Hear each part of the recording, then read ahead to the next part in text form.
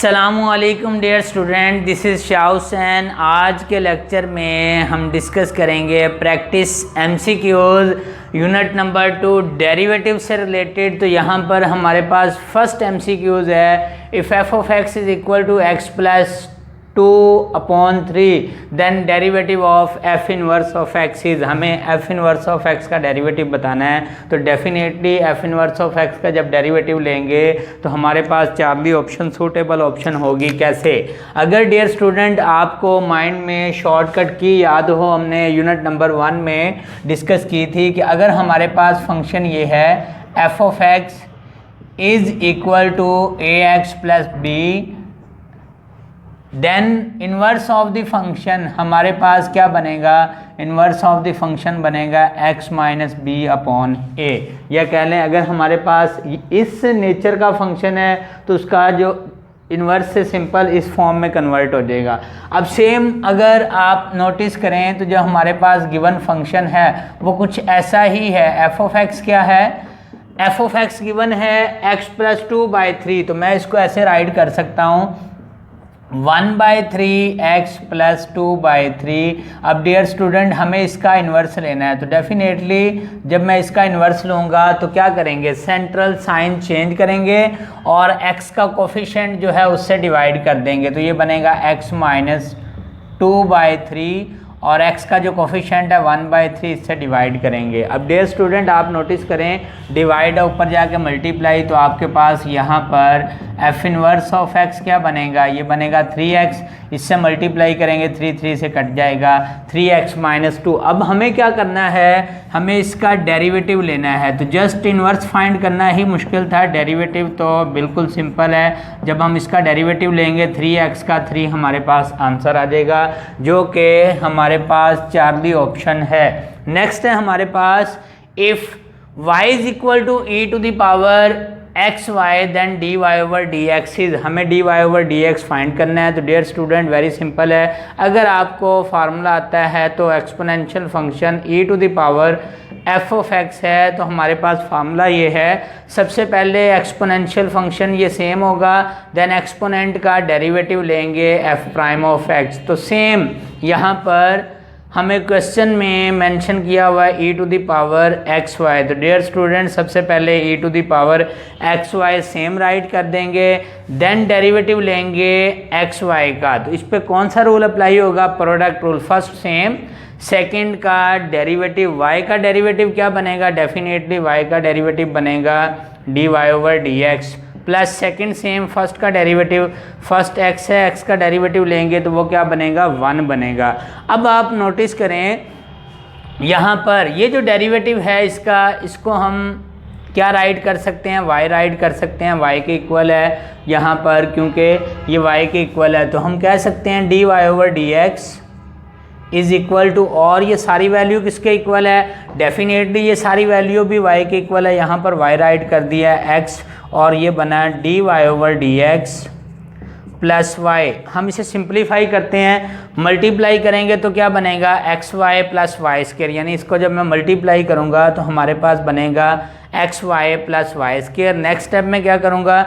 D y over d x वाली term को left side पे शिफ्ट करेंगे, यहाँ कोफिशिएंट 1 है इसे शिफ्ट करेंगे तो ये बनेगा 1 माइनस एक्स वाई, यहाँ से कॉमन आएगा d y over d x और इक्वल क्या बनेगा? Y square. तो आप नोटिस करें अगर d y over d x की वैल्यू फाइंड करनी हो तो क्या बनेगा? Y square upon 1 minus x y.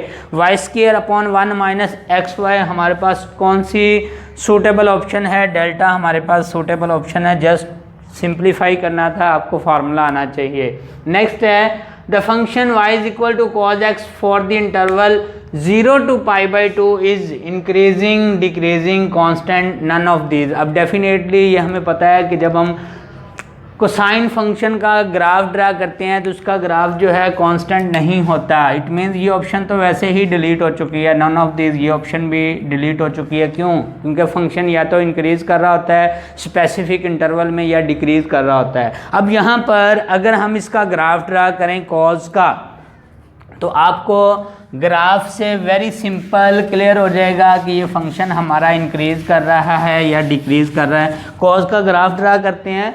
हमारे पास ये x एक्सिस है, यहाँ पर ये y एक्सिस है, और ये जस्ट यहाँ पर ग्राफ ड्रा करने के लिए लाइन से हेल्प ले रहे हैं, लाइन ड्रा कर ली। अब डियर स्टूडेंट यहाँ पर 0 है, यहाँ पर है π/2, यहाँ पर है हमारे पास नेक्स्ट पाई, और नेक्स्ट सेम यहाँ पर -π/2, यहाँ पर हमारे पास है -π। अब cos 0 पे क्या होता है, हमारे पास जो cos है, cos बेसिकली 0 डिग्री पे होता है 1, cos 0 पे 1 होता है, 90 पे क्या होगा, 90 पे 0 होगा, और -90 पे भी, क्योंकि cos of -theta cos theta same value ही देता है, सेम। तो इसका मतलब अगर -π/2 से π/2 पे इंटरवल पे जाएंगे तो ग्राफ इस तरह बन रहा है, और टोटल इसका ग्राफ जो है हमारे पास इस नेचर का ड्रा होगा इस तरह।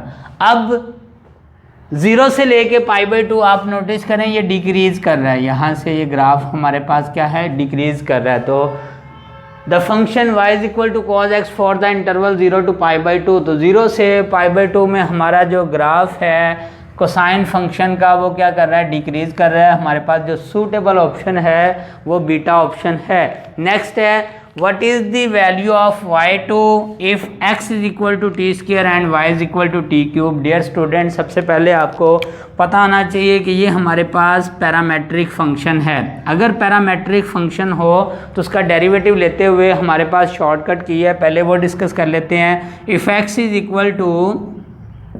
इज इक्वल टू हमारे पास है f of t and y is equal to है g ऑफ t, देन जब हम डेरिवेटिव लेंगे, डेरिवेटिव dy/dx, तो हमारे पास शॉर्टकट की क्या है, g prime of t upon f prime of t। ये हमारे पास डियर स्टूडेंट शॉर्टकट की है। हमारे पास ट्रेडिशनल वे होता था, हम सबसे पहले इसका अलग डेरिवेटिव लेते थे, इसका अलग डेरिवेटिव लेते थे, देन हम अप्लाई करते थे चेन रूल।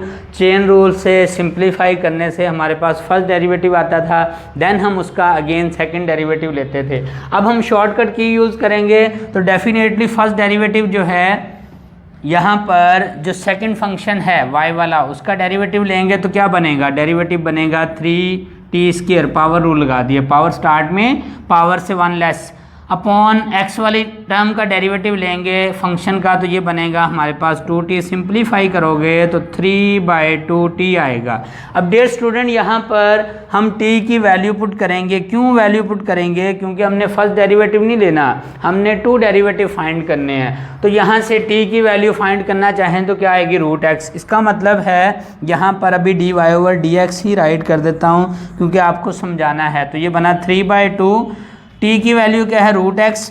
अब जब इसका सेकंड डेरिवेटिव लेंगे तो वो बनेगा d²y/dx², जिसको हम y2 भी कह सकते हैं। तो कैसे डेरिवेटिव लेंगे, इस पे पावर रूल अप्लाई करेंगे, और जब मैं इस पे पावर रूल अप्लाई करूँगा तो क्या बनेगा, सेकंड डेरिवेटिव हमारे पास आएगा इस तरह 3/2, पावर रूल पावर स्टार्ट में पावर से 1 लेस, और फ्रैक्शन में शिफ्ट करेंगे तो 3/4 √x। ये हमारे पास उसका क्या आ जाएगा, सेकंड डेरिवेटिव आ जाएगा। ये फर्स्ट डेरिवेटिव था और ये इस वक्त हमारे पास आ चुका है सेकंड डेरिवेटिव। तो इट मीन्स हमारे पास जो सूटेबल ऑप्शन है 3/4 √x, 3/4 √x alpha suitable option है। नेक्स्ट है हमारे पास if y is equal to log x then fourth derivative of log x। Fourth derivative हमें फाइंड करना है। अब डियर स्टूडेंट यहाँ पे फोर्थ डेरिवेटिव की बात कर रहा है, वो हमें 10th डेरिवेटिव भी पूछ सकता था, 15th डेरिवेटिव भी पूछ सकता था। तो हम इसकी शॉर्टकट की यूज़ करेंगे